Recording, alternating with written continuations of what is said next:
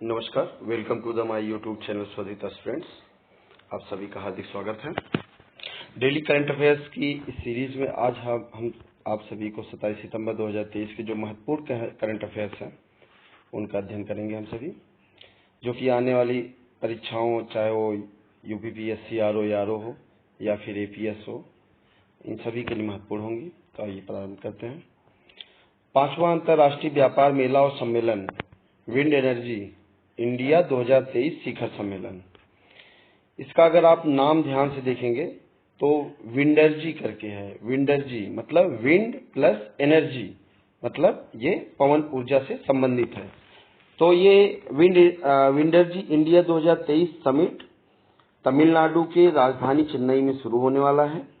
एक तो स्थान याद रखिएगा आप लोग, तमिलनाडु के चेन्नई में प्रारंभ होने वाला है और ये भारत और डेनिश ऊर्जा साझेदारी की सफलता के हिस्से के रूप में ये किया जा रहा है। और विंड एनर्जी 2023 का आयोजन Indian wind turbine manufacturers association और पीडीए वेंचर्स प्राइवेट लिमिटेड द्वारा किया जा रहा है। मेनली आप स्थान याद रखिएगा और भारत डेनिश ऊर्जा साझेदारी की बात याद रखिएगा। आइए अगला है, अफगानिस्तान की मुद्रा इस तिमाही में दुनिया में सबसे बेहतर प्रदर्शन करने वाली मुद्रा है ना। हैरानी की बात, अभी हाल फिलहाल में आप लोग ने देखा है वहां पर जो लोकतांत्रिक सरकार थी उसको हटा करके तालिबानी सरकार आ गई है, लेकिन उसके पश्चात भी अफगानिस्तान की मुद्रा इस समय इस तिमाही, जो पिछली तिमाही थी, इसमें दुनिया की सबसे बेहतरीन प्रदर्शन करने वाली मुद्रा बन गई। और ये हुआ कैसे? जो अरबों के डॉलर की मानवीय सहायता मिली है और एशियाई पड़ोसी देशों संग व्यापार बढ़ने की वजह से अफगानिस्तान की जो मुद्रा है अफगानी में ये तेजी देखी जा रही है। और जो ब्लूमबर्ग एजेंसी ये वही एजेंसी है जो अभी पिछले कुछ दिनों महीने, मुझे लग रहा है महीने हो गए, अडानी ग्रुप के संबंध में इसने जो है बहुत सारी चिंताएं व्यक्त की थी। ये वही एजेंसी है ब्लूमबर्ग। उसने कहा है कि इस तिमाही अवधि के दौरान अफगानी मुद्रा में लगभग 9% की वृद्धि देखी गई है। गौरतलब है कि सत्ता पर दोबारा कब्जा करने के बाद तालिबान ने मुद्रा पर मजबूत पकड़ बनाए रखने के लिए कई उपाय लागू किए, जिसमें स्थानीय लेन देन में डॉलर और पाकिस्तानी रुपए के इस्तेमाल पर रोक लगाना और देश से बाहर अमेरिकी डॉलर की आवाजाही पर सख्त प्रतिबंध लगाया गया है। इसके साथ ही अफगानिस्तान में स्थिरता को भी रुपए की मजबूती की वजह माना जा रहा है। तालिबान सरकार इसके अलावा भ्रष्टाचार पर अंकुश और निवेश को बढ़ावा देने के लिए कदम उठाए हैं। अगला है, बैक्टीरिया विब्रियो वुल्निफिकस। बैक्टीरिया विब्रियो वुल्निफिकस ये क्या है? ये एक संक्रमण है, बैक्टीरिया है जो कि संक्रमण फैलाता है। और ये होता कैसे है, ये चर्चा में क्यों है? क्योंकि ये हाल फिलहाल के वर्षों में भारत के समुद्री वातावरण में पाया जाने वाला घातक बैक्टीरिया बन के सामने आया है। इससे संक्रमण बढ़ रहे हैं। इसके संभावित खतरे के बावजूद अभी भी जो रोग हैं वो काफी हद तक भारत में बहुत कम रिपोर्ट किए गए हैं। विब्रियो वुल्निफिकस एक जीवाणु है और ये मनुष्य में गंभीर संक्रमण उत्पन्न कर सकता है। ये फैलता कैसे है? ये अधपके जो समुद्री भोजन होते हैं, विशेष करके सीप खाने से हो सकता है, जिसमें हानिकारक बैक्टीरिया होते हैं। ये सबसे पहले इसका जो वैश्विक मामला था 1975 में जापानी ईल मतलब मछली की एक स्पीसीज है, प्रजाति है, में दर्ज किया गया था। और मनुष्य में ये बैक्टीरिया 1976 अमेरिका में दर्ज किया गया था। और उसके पश्चात ये 2018 में भारत की बात अगर करें तो 2018 में भारत के केरल में एक तिलापिया फॉर्म में जो है ये पाया गया था। अगर इसके जो संक्रमण होते हैं उसके क्या लक्षण होते हैं उसकी बात करें तो डायरिया, उल्टी, बुखार और गंभीर जो मामले हो जाते हैं उसमें मांस खाने से होने वाली बीमारियां शामिल हैं, जो कि कुछ दिनों बाद ही घातक साबित हो जाती हैं। अगला है, निर्यातित उत्पादों पर शुल्क और करों में छूट की योजना RODTEP बहुत महत्वपूर्ण है, कई बार प्रश्न पूछा गया है।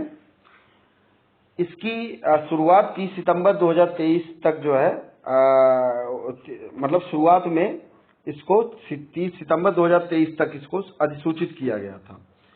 ये एक निर्यातित उत्पादों पर, मतलब जो यहाँ से निर्यात किया जा रहा है, जो भी उत्पाद निर्यात किए जा रहे हैं उन पे शुल्क और करों में एक छूट की योजना थी निर्यात को बढ़ावा देने के लिए, जिसकी जो अधिसूचित जिसको किया गया था वो 30 सितंबर 2023 को, जो कि अभी बीता है, किया गया था। लेकिन मौजूदा निर्यात वस्तुओं पर इसको जो सामान अभी लागू हैं जो दर, उन्हीं के साथ इसको 30 जून 2024 तक बढ़ा दिया गया। मतलब निर्यातित उत्पादों पर शुल्क और करों में छूट की योजना जारी रहेगी। ROTDP योजना है क्या? निर्यातित उत्पादों पर शुल्क और करों में छूट की योजना है। ये भारत के निर्यातकों को समर्थन देने में एक महत्वपूर्ण घटक के रूप में उभरी है। यह मौजूदा निर्यात प्रोत्साहन योजना मर्चेंडाइज एक्सपोर्ट फ्रॉम इंडिया की जगह, ये पहले ये योजना थी MEIS, इसकी जगह 1 जनवरी 2021 को ये प्रारंभ की गई थी 30 सितंबर 2023 तक के लिए, लेकिन ये अब बढ़ा दी गई 30 जून 2024 तक के लिए। और ये परिवर्तन क्यों किया गया? MEIS की जगह ROTDP क्यों लाया गया? दरअसल WTO विश्व व्यापार संगठन जो है के फैसले, एक उसका फैसला था। एक्चुअली WTO जो है विश्व व्यापार संगठन जो है, उसका ये मानना है कि अगर राष्ट्र सरकारें जो हैं अपने निर्यातों को निर्यात के लिए अलग से सब्सिडी जैसी व्यवस्थाएं करेंगी, प्रावधान करेंगे, तो जो अंतर्राष्ट्रीय व्यापार के नियम है उनका उल्लंघन होगा। इसीलिए उसी को दृष्टिगत रखते हुए MEIS की जगह ये योजना लाई गई थी। और ROTDP समिति राजस्व विभाग के अंतर्गत कार्य करती है। इसकी जो पहली जिम्मेदारी है वो विभिन्न निर्यात क्षेत्रों के लिए अधिकतम दरों की समीक्षा करना और सिफारिश करना। इसका प्राथमिक उद्देश्य निर्यातित उत्पादों के उत्पादन और वितरण के दौरान लगने वाले शुल्कों एवं करों में छूट देकर निर्यातकों को व्यापक सहायता प्रदान करना है। वित्तीय वर्ष 2023-24 में भारत सरकार ने इस ROTDP योजना का समर्थन करने के लिए 15,070 करोड़ रुपए का बजट आवंटित किया है। अगला, केंद्र सरकार ने नागालैंड और अरुणाचल प्रदेश में जो AFSPA सशस्त्र बल विशेषाधिकार अधिनियम, इसको 1 अक्टूबर 2023 से 6 महीने के लिए आगे बढ़ा दिया है। और ये निर्णय सरकार ने दोनों राज्यों में कानून व्यवस्था की स्थिति को देखते हुए उसकी समीक्षा करने के बाद लिया। AFSPA अधिनियम है क्या? ये सशस्त्र बल विशेषाधिकार अधिनियम है। Arm force special powers act, AFSPA भी कहते हैं इसको, याद रखिएगा। कई बार इसको जो है परीक्षाओं में, विभिन्न प्रतियोगी परीक्षाओं में इसका फुल फॉर्म भी पूछा गया है। तो armed forces special powers act एक ऐसा कानून है जो सेना और अन्य केंद्रीय अर्धसैनिक बलों को छापेमारी और अभियान चलाने और बिना किसी पूर्व सूचना या गिरफ्तारी वारंट के कहीं भी किसी को भी गिरफ्तार करने की अनुमति देता है। तो ये पूर्वोत्तर जो भारत है वहाँ के राज्यों में अक्सर ये चर्चा में रहता है, वहाँ लागू किया जाता है।